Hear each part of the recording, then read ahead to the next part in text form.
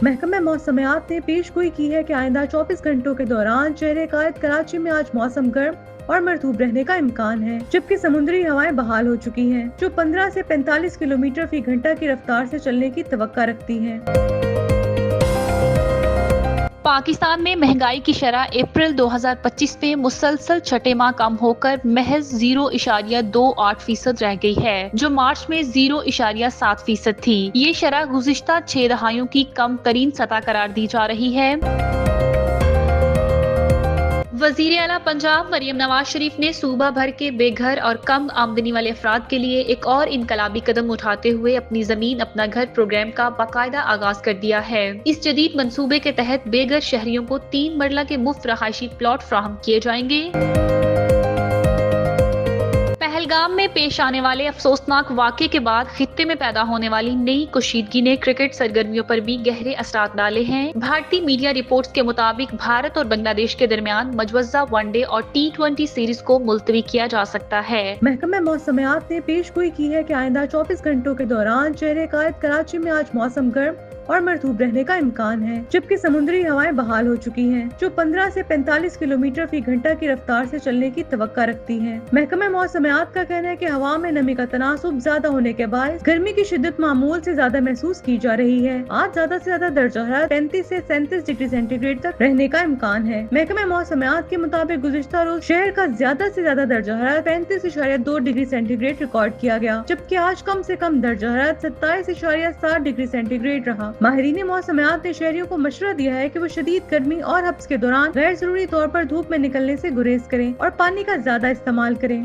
पाकिस्तान में महंगाई की शरह अप्रैल 2025 में मुसलसल छठे माह कम होकर महज 0.28% रह गई है, जो मार्च में 0.7% थी। ये शरह गुज़िश्ता 6 दहाइयों की कम तरीन सतह करार दी जा रही है। पाकिस्तान ब्यूरो ऑफ स्टैटिस्टिक्स के मुताबिक कंज्यूमर प्राइस इंडेक्स में ये कमी गुज़िश्ता साल के इसी महीने में रिकॉर्ड की गई 17.34% से नुमाया कमी की अक्कासी करती है। माहिरीन माशियात का कहना है कि हुकूमत की जानिब से हालिया दिनों में बिजली के नरखों में ₹7.41 फी यूनिट कमी जैसे इकदाम के बायस महंगाई में मजीद कमी का इम्कान है। बाज़ तजज़ियाकारों के मुताबिक महंगाई की शरह मुस्तकबिल में मनफी जोन में जा सकती है, जिससे आम आदमी को हकीकी रिलीफ मिलेगा। खुराक और मशरूबात की कीमतों में अप्रैल में सालाना बुनियाद पर 4.82% की कमी रिकॉर्ड की गई है, जो मार्च में 5.1% थी। ये कमी बुनियादी तौर पर खराब होने वाली एशिया खुर्द नोश की कीमतों में 26.7% कमी की मरहून मिन्नत है। ट्रांसपोर्टेशन में भी 3.91% की कमी देखी गई है, जबकि मार्च में ये कमी 1.2% थी। हाउसिंग एंड यूटिलिटीज के शोबे में भी 2.62% की कमी रिकॉर्ड की गई, जो मार्च में 2.2% थी। मलबूसात और जूतों की कीमतों में भी महंगाई 13.5% से कम होकर 9.1% हो गई, जबकि तालीमी इखराजात में भी मामूली कमी देखने में आई है। ताहम घरेलू आलात की देखभाल की लागत 3.7% से बढ़कर 4.02% हो गई है। सेहत के शोबे में अफरात-ए-ज़र 13.8% से बढ़कर 14.15% हुआ, जबकि तफरीह और सकाफत के अखराजात 8.8% तक पहुँच गए हैं।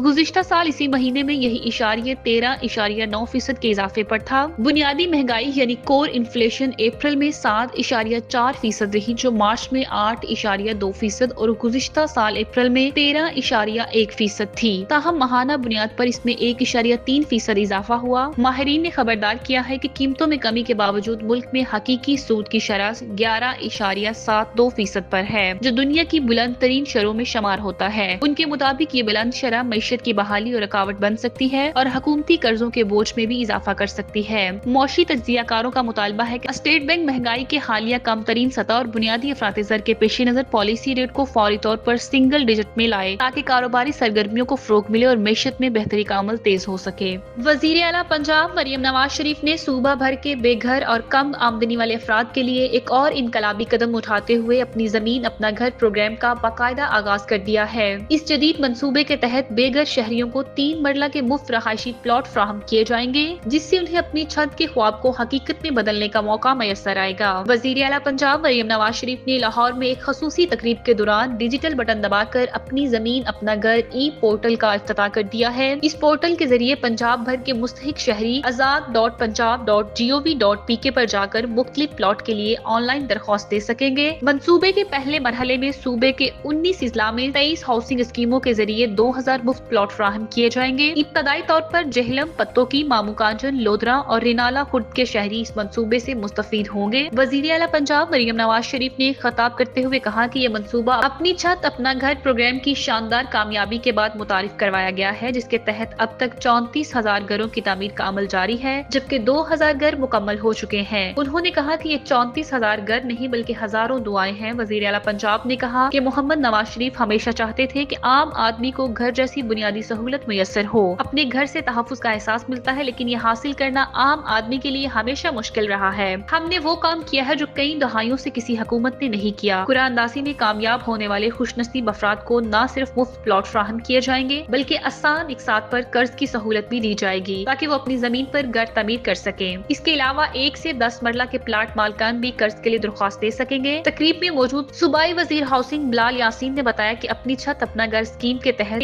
33,500 افراد کو 36 ارب روپے کے قرض جاری کیے جا چکے ہیں۔ انہوں نے کہا کہ عوام وزیر اعلیٰ پنجاب مریم نواز شریف کے اس عوام دوست اقدام کو زبردست خراج تحسین پیش کر رہے ہیں۔ وزیر اعلیٰ نے بتایا کہ قرضوں کی واپسی کا عمل بھی شروع ہو چکا ہے، جبکہ عوام کو 3 ماہ کا گریس پیریڈ اور آسان ترین اقساط کی سہولت دی جا رہی ہے۔ اپنی زمین اپنا گھر پروگرام کو پنجاب میں رہائشی مسائل کے دیر پا حل کی جانب ایک بڑا اور عملی قدم قرار دیا جا رہا ہے، جس سے نہ صرف بے گھر افراد کو چھت ملے گی بلکہ معاشی خود مختاری کا راستہ بھی کھلے گا۔ پہلگام میں پیش آنے والے افسوسناک واقعے کے بعد خطے میں پیدا ہونے والی نئی کشیدگی نے کرکٹ سرگرمیوں پر بھی گہرے اثرات ڈالے ہیں۔ بھارتی میڈیا رپورٹس کے مطابق بھارت اور بنگلہ دیش کے درمیان مجوزہ ون ڈے اور T20 سیریز کو ملتوی کیا جا سکتا ہے، جبکہ ایشیا کپ 2025 کے انعقاد پر بھی سوالیہ نشان لگ چکا ہے۔ ذرائع کے مطابق 3 ون ڈے اور 3 T20 میچز پر مشتمل یہ سیریز رواں سال شیڈول تھی، تاہم پاک بھارت کشیدہ تعلقات اور بھارت کی نئی حکومت کی پاکستان کی طرف جھکاؤ کی پالیسی نے بھارتی حکومت کو کرکٹ تعلقات بھی نظر ثانی پر مجبور کر دیا ہے۔ رپورٹس میں دعویٰ کیا گیا ہے کہ سابق وزیر اعظم حسینہ واجد کی حکومت کے خاتمے کے بعد بنگلہ دیش کے سیاسی رجحانات میں تبدیلی نے صورتحال کو مزید پیچیدہ کر دیا ہے۔ بھارتی حکومت اس وقت پڑوسی ممالک کے ساتھ اپنے سپورٹس اور کرکٹ تعلقات کا از سرنو جائزہ لے رہی ہے، اور اسی تناظر میں ایشیا کپ 2025 جو رواں سال پاکستان اور سری لنکا کے مشترکہ میزبانی میں ہونا تھا، اس کے انعقاد پر بھی غیر یقینی صورتحال پیدا ہو چکی ہے۔ اگر کشیدگی کم نہ ہوئی تو یہ ٹورنامنٹ یا تو کسی نیوٹرل وینیو پر منتقل کیا جا سکتا ہے یا ملتوی ہونے کا خدشہ ہے۔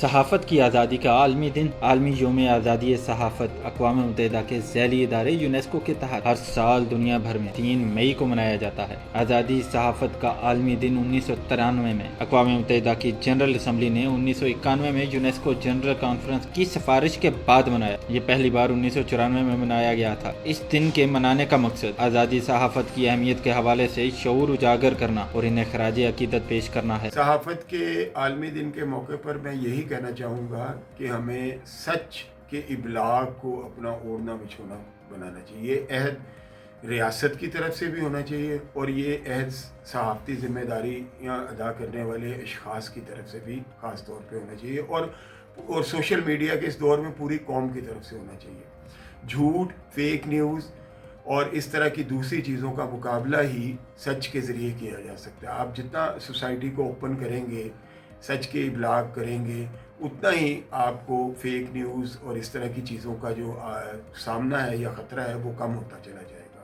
اس حوالے سے ہم سب کو اپنی اپنی ذمہ داریاں ادا کرنی چاہیے تاکہ ہماری قوم، ہمارا معاشرہ آگے سے آگے بڑھتا چلا جائے اور اس کو اس حوالے سے کوئی چیلنجز جو ہے وہ درپیش نہ ہوں۔ اگر دشمن جو ہے وہ ہائیبریڈ وارفیئر کے ذریعے ہمیں کوئی نقصان پہنچانے کی کوشش کرے تو ہمارے سچ کے آگے اس کا تمام جھوٹ جو ہے وہ ڈھیر ہو جائے۔ آج دنیا بھر کی طرح پاکستان میں بھی یوم صحافت منایا جا رہا ہے۔ یہ 3 مئی کا دن صحافت کے طور پہ اقوام متحدہ کی ایک قرارداد کے ذریعے مختص ہوا تھا، اور اس کا مقصد یہی تھا کہ اس پیشہ صحافت میں جو لوگ اس کو پیشہ پیغمبری سمجھ کر اختیار کرتے ہیں ان کو اپنے فرائض کی انجام دہی کے دوران جن کٹھنائیوں، جن مشکلات اور ہر سطح پر، چاہے وہ حکومت ہو، چاہے وہ ادارے ہوں، چاہے وہ سیاسی جماعتیں اور مذہبی جماعتیں ہوں یا پریشر گروپس ہوں، ان کی طرف سے انہیں اپنے مافیوز ضمیر کے اظہار سے روکنے کے لیے جو ہتھ کنڈے اختیار کیے جاتے ہیں، اس سے تحفظ دلانے کے لیے متعلقہ حکومتوں کو احساس دلایا جائے۔ پاکستان اس حوالے سے زیادہ کٹھنائیوں والا ملک ہے کہ یہاں قدم قدم پر صحافیوں کو اپنے فرائض کی انجام دہی میں رکاوٹوں کا سامنا کرنا پڑتا ہے، اور بالخصوص اپنے مافیوز ضمیر کے اظہار کے لیے انہیں اپنے ملک کے حالات کی روشنی میں الفاظ ڈھونڈنا پڑتے ہیں۔ اس حوالے سے میں سمجھتا ہوں کہ پاکستان صحافت کے معاملے میں پیچیدہ تر ملک ہے، جہاں صحافیوں نے آزادی صحافت کا پرچم بلند رکھنے کے لیے بے پناہ قربانیاں دی ہیں، مصائب اٹھائے ہیں اور اپنی جانوں تک کی قربانی دی ہے۔ صحافت ایک مقدس مشن اور پیشہ ہے جس کے لیے صحافیوں نے طویل جدوجہد کی ہے اور قید و بند کی صعوبتیں بھی برداشت کی ہیں۔ آزادی صحافت کی اہمیت اپنی جگہ بجا، لیکن اس کے لیے ذمہ داری اور قواعد و ضوابط کا ہونا بھی از حد ضروری ہے۔ پرنٹ میڈیا کے لیے قوانین موجود رہے ہیں جن میں ترامیم بھی ہوتی رہی ہیں۔ یہی وجہ ہے کہ آج بھی پرنٹ میڈیا پر قارئین ٹرسٹ کرتے ہیں، اس کی خبریں، اس کے تبصرے، اس کے مضامین کو حوالہ جاتی طور پر استعمال کیا جاتا ہے۔ دوسری طرف سوشل میڈیا پر ایڈیٹر کا چیک نہیں ہے، اور اس کے لیے بھی پرنٹ میڈیا کی طرح ایڈیٹر کا گیٹ وے اثر ضروری ہے۔ ہماری اعلیٰ مذہبی، اخلاقی، سماجی، معاشرتی، تہذیبی، علمی، ادبی اقدار ہیں جن کا بدقسمتی سے سوشل میڈیا پر خیال نہیں رکھا جا رہا۔ حکومتوں اور معاشرے کا فرض بنتا ہے کہ سوشل میڈیا کو بھی قواعد و ضوابط میں لانے کے لیے مشترکہ قانون سازی کی جائے۔